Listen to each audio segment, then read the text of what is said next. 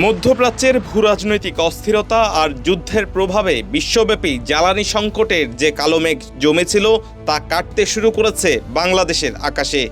দেশের জ্বালানি তেলের মজুত আরও শক্তিশালী করতে মার্শাল আইল্যান্ডের পতাকাবাহী জাহাজ এমটি সেন্ট্রাল স্টার মালয়েশিয়া থেকে 26,000 টন অকটেন নিয়ে চট্টগ্রাম বন্দরে এসে পৌঁছেছে।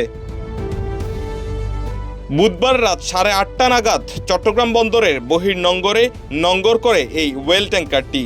জাহাজটির স্থানীয় এজেন্ট প্রাইড শিপিং লাইন্স সূত্রে জানা যায়, বৃহস্পতিবার সকালেই জাহাজটি বন্দরের পতেঙ্গার ডলফিন জেটিতে বার্থিং করার কথা রয়েছে।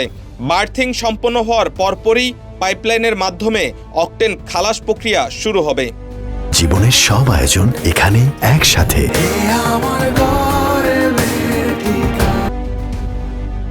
বন্দর কর্তৃপক্ষের তথ্য অনুযায়ী মার্চে জ্বালানি নিয়ে সর্বমোট 33টি জাহাজ ভিড়েছিল বন্দরে।